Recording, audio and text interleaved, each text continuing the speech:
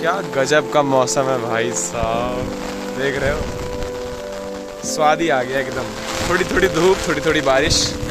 जैसे ही हमने वीडियो बनाने का प्लान किया गाइस, तुरंत बारिश स्टार्ट हो गई, आप देख सकते हैं, और हवा भी इतनी तेज चल रही है। Hey guys, good morning, welcome back to the new vlog on the Stoller YouTube channel. जैसा कि आपको पता है, तबीयत खराब होने की वजह से मैं पिछले कुछ दिनों से वीडियो अपलोड नहीं कर रहा था, और इसी बीच गवर्नमेंट ने इंट्रोड्यूस की अग्निपथ स्कीम। क्या है अग्निपथ स्कीम, इसके बारे में तो बात करने वाले हैं, उसके साथ साथ बताने वाले हैं क्या इसके प्रॉस और कॉन्स हैं। क्या हमें अग्निपथ स्कीम का साथ देना चाहिए या हमें विरोध प्रदर्शन में इसके साथ उतर जाना चाहिए। दोस्तों, जब से अग्निपथ स्कीम को इंट्रोड्यूस किया गया है इंडिया में, लोगों में आक्रोश है, खासकर उन एज ग्रुप्स में जो बंदे डिफेंस का प्रिपरेशन कर रहे थे, चाहे वो एयरफोर्स का हो, चाहे नेवी का हो, या फिर चाहे आपका इंडियन आर्मी का हो, जो ग्राउंड मिलिट्री हमारी होती है। सबसे पहले हम ये जानने का कोशिश करते हैं कि ये जो रोष लोगों में उत्पन्न हुआ है, जो लोग यहाँ पर गुस्सा हो गए हैं, वैंडलाइजिंग कर रहे हैं, वो क्यों कर रहे हैं, क्यों लोग आगजनी की तरफ बढ़ रहे हैं, क्यों लोग अपना विरोध प्रदर्शन उग्र रूप से कर रहे हैं, हिंसक रूप से कर रहे हैं। इसके बाय द वे बहुत सारे एस्पेक्ट्स, बहुत सारे कारण हो सकते हैं, बट जो मेन कारण है कि लोगों ने आत्महत्याएं की, लोगों ने जो है ट्रेनों को आग के हवाले किया और इस प्रकार से विरोध प्रदर्शन किए, उस कारण पर हम डिस्कस करने वाले हैं। साथ ही साथ उसके निदान क्या हो सकते हैं, गवर्नमेंट को क्या स्टेप लेना चाहिए जिससे ये चीज़ शांति में तब्दील हो सकती है, ये कंडीशन भी कंट्रोल की जा सकती है, उसके बारे में हम गवर्नमेंट को भी सुझाव देंगे, शायद उन तक वीडियो पहुंचे और उनकी बुद्धि खुल जाए। Firstly let me introduce you with the Agnipath scheme. Agnipath scheme के तहत एक जवान जो कि भर्ती होता है, अग्निपथ स्कीम के तहत उसे 4 साल का जॉब करने का अवसर मिलता है, और यहाँ पर 25% जवानों को, जैसे ही मैं आपको एग्जांपल देकर समझाऊंगा तो आपको और बेहतर तरीके से समझ में आएगा। अगर 100 लोगों का भर्ती अग्निपथ स्कीम के तहत किया जाता है तो उसमें से 4 साल बाद 75 रिटायर कर दिए जाएंगे, 25 उनके काम के आधार पर रख लिए जाएंगे परमानेंट सोल्जर्स के रूप में, और उन 25 को कंटिन्यू करने को मिलेगा उनकी पूरी ड्यूटी जो भी 15-16 साल की होती है। उसके बाद उनको रिटायरमेंट होगा, उनको पेंशन मिलेगा। बाकी जो 75 है वो आपके 4 साल के बाद निकाल दिए जाएंगे आर्मी से, एयरफोर्स से, नेवी से, जिस भी फील्ड में वो सर्विस दे रहे हैं। हाँ जी, तो उनको रिटायर करने के बाद क्या क्या होगा इसके बारे में बात करते हैं। उससे पहले मैं आपको बताता हूँ, जो लोग पूरी सर्विस करके रिटायर हुए हैं उनके लिए तो कोई इशू नहीं है। बाकी बचा हुआ मुद्दा इन 75 लोगों का है, जो 100 में से 75 लोग 4 साल पे रिटायर कर दिए गए। इनका क्या होगा, ये लोग भी सोच रहे हैं कि सर हमारा क्या होगा, हमें आप 4 साल बाद जो है नौकरी से निकाल दे रहे हो, जो हमने सैलरी अर्न की है वो पैसे हमारे पास हैं, कुछ ना कुछ आप बचत जरूर करते हो सैलरी में से, और गवर्नमेंट हमें क्या देगी। तो गवर्नमेंट आपको उस दौरान जितना आपने 4 साल सैलरी की है उसमें से आपके सैलरी में से एक थोड़ा सा हिस्सा काटेगी, जो होगा 30%, और 30% आपकी सैलरी से गवर्नमेंट काटती रहेगी, साथ ही साथ 30% खुद से ऐड करती रहेगी। मान लीजिए आपकी सैलरी 40,000 है तो 31,000 आपको इन हैंड मिल रहा है, 9,000 गवर्नमेंट आपसे आपकी सैलरी से काट ले रही है, और 9,000 गवर्नमेंट खुद से ऐड करेगी, यानी कि एक महीने में 18,000 आपके लिए गवर्नमेंट सेव करेगी। देन आफ्टर 4 इयर्स जब आप रिटायर होंगे तो गवर्नमेंट इन्हीं पैसों से इकट्ठा करके 11,70,000 रुपए की रकम आपको आपके हाथ में थमा देगी और बोलेगी जाओ अब अपनी ज़िंदगी जी लो अपने हिसाब से। अब देखिए इसके वेरियस एस्पेक्ट्स हैं। आप उन 11,70,000 से कुछ भी कर सकते हो, बिजनेस कर सकते हो, आप घर बनवा सकते हो, जो भी आप करो वो आपका चॉइस है। बट सवाल यही पैदा होता है कि 4 साल में 11,70,000 रुपये बचाएंगे हम, और वो 4 साल में जो 11,70,000 रुपये हमने बचाए हैं, क्या वो एम्पल है एक अच्छी लाइफ स्टाइल जीने के लिए आगे के लिए, कि हमें फिर से जॉब करना पड़ेगा। और अगर हमें फिर से जॉब करना पड़ेगा तो हमारी एज क्या होगी, क्योंकि जैसा कि आप सबको पता है कि सबसे पहले पड़ाव में जब तक इन्होंने अमेंडमेंट नहीं किया था अग्निपथ स्कीम में, तब इन्होंने एज का जो क्राइटेरिया रखा था वो 17.5 से 21 रखा हुआ था। उसके बाद जब आगजनी होने लगी, लोग सड़कों पर उतर आए, उसके बाद इन्होंने निर्णय को अपने बदला और मंथन करने के बाद 17.5 से 23 कर दिया। लेकिन वो सिर्फ इसी बार की स्कीम के लिए है, क्योंकि वो समझते हैं कि कोविड से लोग ओवर एज हुए हैं और उन्हें थोड़ा बहुत रिलैक्सेशन देना इनका फ़र्ज बनता है। फ़र्ज तो बहुत सारे बनते हैं जिनके बारे में आगे बात करूँगा, जिसे इंडियन आर्मी ने और सरकार ने कहीं ना कहीं नज़रअंदाज किया है। तो आपको मैंने अग्निपथ स्कीम अच्छे से इंट्रोड्यूस करा दी। What is the various aspects of this scheme मैंने आपको बताया। अब हम इसके फ़ायदे, इसके नुकसान गिनने वाले हैं। फ़ायदे गिनने के लिए मैं अपने ऊपर रखकर आपको एग्जांपल देता हूँ। Just suppose I am person of variety of interest. मैं देश को भी सेवा करना चाहता हूँ आर्मी के through, and I want to become an IPS too और IAS टू, ठीक है। मैं एक और एडमिनिस्ट्रेटिव सर्विस भी करना चाहता हूँ। तो फिर मैं क्या करूँगा, अगर मैं आर्मी में जाता हूँ तो मुझे 16 साल वहाँ पर सर्विस देनी पड़ेगी, फिर मेरी एज कहीं ना कहीं बहुत ज़्यादा हो जाएगी, तो छूट मिलने के बाद भी मुझे वो टाइम नहीं मिल पाएगा कि मैं IAS या IPS के रूप में अपनी सेवा दे पाऊँ। या मान लीजिए मैं कोई क्लर्क बनना चाहता हूँ। लोगों के बहुत सारे जो है सपने होते हैं, मतलब कोई मान लो खेलना चाहता है, गेम्स वगैरह में जाना चाहता है, और कोई वैरायटी ऑफ इंटरेस्ट लोगों के होते हैं, कौन क्या करना चाहता है आप समझ नहीं सकते। तो इस तरीके से अगर वो देश की सेवा भी करना चाहता है तो कहीं ना कहीं अग्निपथ स्कीम उसके लिए बहुत अच्छी है, क्योंकि आप 4 साल जाएंगे और सेवा करेंगे और चले आएंगे, फिर आप अपना जो भी आपका एम्बिशन है आप परस्यू कर सकते हैं। पहले क्या होता था, अगर आप आर्मी में चले गए तो उनका बॉन्ड होता था, जब तक आप रिटायरमेंट नहीं ले लेते तब तक आप कोई भी एग्जामिनेशन वगैरह नहीं दे सकते थे, कोई भी वहाँ से निकल के फॉर्म नहीं डाल सकते थे। तो जब आप वहाँ पर चले गए एक बार, तो when you got entered in that type of game, तब आप वहाँ से निकल नहीं सकते उनके इजाज़त के बिना। अब ये चीज़ खत्म हो चुकी है। अब बाउंडेशन सिर्फ 4 साल की है। 4 साल आप उनके साथ रहिए, अच्छे से कोऑपरेट करके सेवा करिए, उसके बाद वहाँ से आप जब निकल जाते हैं तो आप अच्छी जगहों पर जॉब कर सकते हैं, जहाँ भी आपका जॉब करने का मन करता है, या पर्सनल आप एंटरप्रेन्योर बन सकते हैं, whatever you want to do.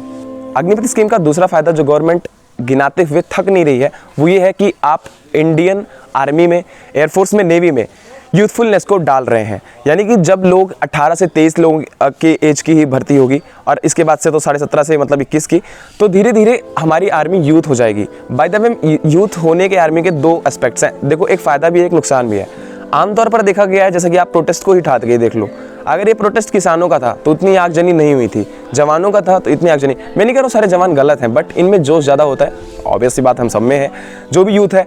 तो इस तरीके से यूथफुलनेस करना ठीक है, लेकिन इतना भी ज़्यादा नहीं कि तुम सब पूरा यूथफुलनेस से ही भर दो और आदमी इतना जोश में आ जाए कि कहीं देखे दुश्मन तुरंत डायरेक्ट फायर, जहाँ पे करने की ज़रूरत ना हो वहाँ भी। तो ये चीज़ सही भी है, गलत भी है, बट आर्मी को लगता है और गवर्नमेंट को लगता है कि ये चीज़ अग्निपथ स्कीम का एक प्लस पॉइंट है। अब मुश्किल से 2 ही प्लस पॉइंट मुझे दिख रहे हैं मोटे मोटे, और तीसरे प्लस पॉइंट की बात देखो, मैं ऐसे गवर्नमेंट पेजेस से उठा के बात नहीं करने वाला, इसलिए तीसरे माइनस पॉइंट की बात करते हैं। मतलब कि प्लस पॉइंट की हमने बातें कर ली अग्निपथ स्कीम के, अब हम माइनस पॉइंट की बात करेंगे। क्या क्या कमियां अग्निपथ स्कीम बनाने से पहले इन्हें सोचनी चाहिए थी, जिन्होंने इसको बनाया उन्होंने क्या क्या गलती कर दी, और ये बहुत बड़ी बड़ी गलतियाँ हैं, मैं उसके बारे में आपसे बात करता हूँ। फर्स्ट ऑफ ऑल, जो मुझे सबसे बड़ी कमी अग्निपथ स्कीम की लगती है वो ये है कि जो ऑन गोइंग भर्तियाँ थी उन्हें इस तरीके से रद्द कर देना। Actually, this is very irresponsible step from Indian Army and as well as Indian government. आप एक वैकेंसी का फॉर्म आप सबमिट करवाते हो बंदों से, और उसके बाद आप उनका फिजिकल लेते हो, मेडिकल लेते हो, और बीच में अधर पर छोड़ देते हो, ये कहकर कि सारे के सारे आप सभी अग्निवीर स्कीम से जुड़ जाओ। वो जितनी भी वैकेंसी में आपने जितनी भी पार्टिसिपेशन की है, जितने भी टेस्ट में, उन सबको भूल जाओ। फिर आप चाहे फेल हो या पास हो, कोई बात नहीं, आप सब एक ही साथ तौले जाओगे और एक ही साथ वैकेंसी में उतारे जाओगे।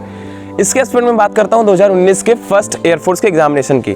अग्निपथ स्कीम आने से पहले, और ये कोविड के 2 साल से पहले, एयरफोर्स के 2 एग्जाम होते थे। 2019 का पहला फॉर्म आता है, हम लोग फॉर्म भरते हैं, हम भी उसमें भरने में थे। फिर उसका रिटर्न होता है मार्च में, उसके बाद उसका आपका फिजिकल होता है, रिजल्ट आते आते अक्टूबर नवंबर हो जाता है, और उसके बाद आपका फिजिकल होता है और GD होता है, यानी कि ग्रुप डिस्कशन। उसके लिए भी बंदे आराम से बहुत अच्छी मेहनत करते हैं, लोग दूर दूर कोचिंग जाते हैं, और जनवरी में उसका फेज़ 2 का टेस्ट कंडक्ट होता है। उसके बाद फेज़ 3 का यानी कि मेडिकल का टेस्ट होता है मार्च में, जिसके लिए भी लोग अपने घरों से बहुत दूर दूर, ऑब्वियस सी बात है, ASC घर पे सबके होता नहीं है गांव में, और किसी के ज़िले में ज़रूरी नहीं है हो, तो लोग बहुत दूर दूर गए और वहाँ पर उन्होंने मेडिकल टेस्ट दिया। मेडिकल टेस्ट देने के बाद ये सारे के सारे बंदे जितने फिट थे, मैं तो वहाँ मेडिकल में फिट हो गया, फिर मैं तो री मेडिकल भी दिया, और री मेडिकल देने के बाद जो वहाँ पर फिट हुए और मेडिकल में जो फिट थे, वो सारे के सारे इनरोलमेंट लिस्ट का इंतजार कर रहे थे। अब जो व्यक्ति इन सब चीज़ों से अनभिज्ञ है, उन्हें मैं बता दूं, इनरोलमेंट लिस्ट मतलब होता है भैया कौन कौन ट्रेनिंग करने जाएगा। मतलब उन लोगों का फाइनल था, जॉब उनके हाथ में था, जिनके नंबर अच्छे थे। थोड़े बहुत हो सकता है कट जाते, बाकी ज़्यादातर जो मेडिकली फिट हैं, फिजिकली फिट हैं और रिटर्न में फिट हैं, क्वालिफाइड हैं, वो सारे के सारे एकदम जॉब करने के लिए तैयार थे। यानी कि उन्हें बस ट्रेनिंग पर जाना था। उसमें से कम 40 बच्चे मेरे भी संपर्क में हैं, क्योंकि मैंने भी इन सारी टेस्ट में वहाँ पर प्रतिभाग लिया था। तो लोग दोस्त बन जाते हैं, ऑब्वियस सी बात है, और बहुत अच्छे भी दोस्त हैं। उनके साथ जो अन्याय हुआ है, इसका जवाबदेह कौन है? मुझे लगता है ये तथ्य अकाट है, इसका कोई भी जवाब नहीं सकता। क्योंकि जिस बंदे ने 1 साल 1.5 साल अपने इन्वेस्ट किए हैं किसी वैकेंसी पर, आपने एक तरफ से बोलकर कि अब आप उन सबको भूल जाओ, आप नई तरीके से स्कीम में आ जाओ। कम से कम अग्निपथ स्कीम लाने से पहले गवर्नमेंट को इतना सोचना था कि जो लोग ऑनगोइंग वैकेंसी में पार्टिसिपेट कर रहे हैं, उन्हें कम से कम इसमें ना इंक्लूड किया जाए, उनकी वैकेंसी को इनरोल करवा दिया जाए, उसके बाद कम से कम ये काम किया जाए। ये तो हमने बात कर ली एयरफोर्स वालों की। दूसरी बात करते हैं हम इंडियन आर्मी वालों की। रिलेशन की भर्ती आती है आज से तकरीबन 1 साल पहले, कोविड के बाद, और लोग वहाँ पर रनिंग करने जाते हैं बहुत दूर दूर शहरों से, अपने लगभग 2-2 हज़ार किलोमीटर, 1,500 किलोमीटर। मेरा भी दोस्त था, वो भी गया वहाँ पर, उन्होंने रनिंग की, वहाँ पर उनका मेडिकल हुआ, वो सब चीज़ें क्वालिफाई कर लेते हैं, उनका सिर्फ रिटर्न एग्जाम बाकी रहता है। वो लोग बहुत प्यार से भी बोलते हैं, तब तक अग्निपथ स्कीम नहीं आई रहती है। वो लोग बहुत प्रकार से प्रोटेस्ट करते हैं, शांतिपूर्ण प्रोटेस्ट करते हैं, कोई भी आग वाग नहीं लगाता है। सब लोग बहुत ज़्यादा अपना बात पहुँचाने के लिए मेहनत करते हैं, लेकिन गवर्नमेंट तक बात भी पहुँचती है। गवर्नमेंट बोलती है कोविड की वजह से अभी तक टेस्ट हमने पोस्टपोन कर रखा था, अभी हम करेंगे टेस्ट, और अचानक से वो अग्निवीर स्कीम लाते हैं। उन्होंने बोलते हैं कि जो भी आपने फिजिकल मेडिकल दिया है वो सब भूल जाओ, फिर से आप फॉर्म भरो। तो कहीं ना कहीं ये भी अनदेखी की गई है इंडियन आर्मी वालों के साथ में। और नेवी का तो मान लो फॉर्म आया ही नहीं था, और एयरफोर्स का एक पेपर और हो चुका था, उसका भी उन्होंने रिटर्न देना नहीं है। तो ये जो 3 वैकेंसियाँ हैं, यानी कि एयरफोर्स का जो रिटर्न हुआ, इनटेक 2 का जो भी इस साल हुआ था और 2021 में, और उससे पहले 2019 का जो एनरोलमेंट लिस्ट आने वाला था, और उसके बाद जो आपका रिलेशन भर्ती हुआ था आर्मी का, और इस प्रकार से कई सारी भर्तियां कंडक्ट की गई थी। उन लोगों को बीच अधर में लटकाना, आई होप कि ये बहुत ही ज़्यादा गैर जिम्मेदाराना हरकत है। मतलब इस तरीके से आप, जो भी लोग ऐसे स्कीम्स बनाते हैं बहुत ज़्यादा पढ़े लिखे होते हैं नो डाउट, लेकिन इतनी नीचे, मतलब इतना गिरा स्तर, तो मुझे लगता है कोई पागल से ही बोलोगे तो भी बोलेगा हाँ जो भाई वैकेंसी क्लियर कर चुके हैं उनको कम से कम ज्वाइनिंग दे दो, फिर कोई नई भर्ती को इंट्रोड्यूस कराओ।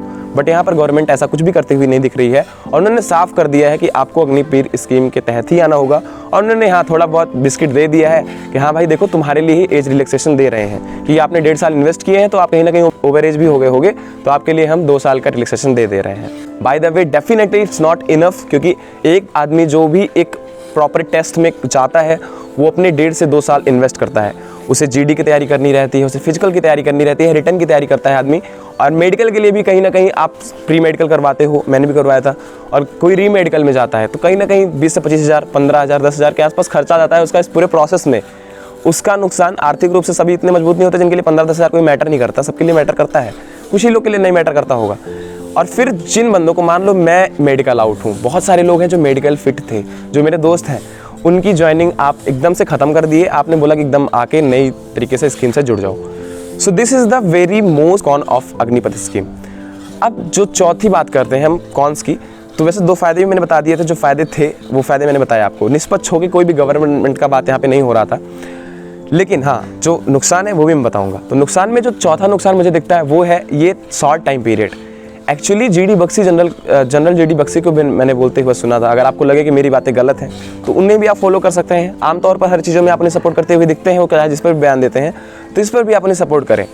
ये जो शॉर्ट सर्विस का 4 साल का यहाँ पर टाइम पीरियड रखा गया है, एक्चुअली इसे अगर 8 साल भी कर दिया जाए तो लोग एग्री करेंगे। और जो पुरानी एयरफोर्स और नेवी वगैरह की भर्तियाँ हैं जिन्हें इन्होंने टांग दिया है बीच में ला करके, इन्हें भी कंप्लीट करना चाहिए था। ये काम इन्होंने नहीं किया। बाय द वे कंक्लूजन में आपको बताना चाहूँगा, अग्निपथ स्कीम कहीं ना कहीं थोड़ी बहुत ख़राब भी है, अच्छी भी है, बट हम जैसे लोगों के लिए जिन्हें मतलब ऐसा धोखा सा मिला है, और जो आप लोग समझते हैं ना 117 लोग मर गए, इतने लोग मर गए, ये मरने वाले कौन है? ये वही है जिनको सिर्फ एनरोलमेंट लिस्ट का इंतजार था। ये वो नहीं है जो 4 साल से कम करवाना चाह रहे हैं, वो रेयरली 10-5 होंगे उसमें से, जिनके हाथ में जॉब थी, हाथ से जॉब ली गई है, उन्हें दुख हुआ है। बाय द वे मरना किसी का सोल्यूशन नहीं होता। Job by the way it is a job, आप कर रहे हैं तो कर रहे हैं, नहीं कर रहे हैं तो there is variety of options कि आप देश का सेवा कैसे कर सकते हैं। एक सेना ही नहीं है, बहुत ज़्यादा तरीके हैं, तो आप उस तरीके से कर सकते हैं। अगर आप कहते हैं कि मैं बहुत बड़ा देशभक्त हूँ, मुझे जॉब करने का अवसर नहीं मिला इसलिए मैंने जान दे दी, तो ये भी गलत है, क्योंकि बहुत ज़्यादा अवसर आपको मिलते हैं। तो दोस्तों आप सबको मैं बता दूं सबसे बढ़िया बात कि भैया देखो ऐसा है, कंक्लूजन यही है अग्निपथ स्कीम का कि आप सभी लोग अच्छे से पार्टिसिपेट मत करो इसमें, प्रोटेस्ट वगैरह में अब बंद करो, क्योंकि अभी इन्होंने 24 को एयरफोर्स का, 25 को नेवी का और 1 जुलाई को आर्मी का नोटिफिकेशन देना है। अगर आपको 4 साल की भी जॉब चाहिए तो आप अभी से तैयारी में लग जाओ, क्योंकि होना कुछ नहीं है इनके गवर्नमेंट में। आप कितना ही प्रोटेस्ट करो उतना ध्यान देते नहीं है ये आदमी, तो इसलिए जैसा भी चल रहा है चलने दो स्मूथली, और ज़्यादा बेहतर होगा कि आप प्रिपरेशन पे ध्यान दो, क्योंकि आपने देखा है इतने ज़्यादा प्रोटेस्ट हो चुके हैं फिर भी इनके कानों में जूं नहीं रहेगी। 1-2 चेंजेस के अलावा इन्होंने कुछ ऐसा किया नहीं। सो यही था आज का वीडियो अग्निपथ स्कीम का। सो thank you so much for making part of this in the next blog तो ब्लॉग रहेगा। बाय द वे बीच बीच में रिएक्शन देता रहता हूँ, ऐसी कुछ स्कीम वगैरह आती है अगर आर्मी एयरफोर्स से रिलेटेड, क्योंकि मैं भी एक एक्स कैंडिडेट रह चुका हूँ, तो इसलिए बताना जरूरी समझा था। So thank you so much for making part of this in the next blog. Bye bye, take care, love you all, boom.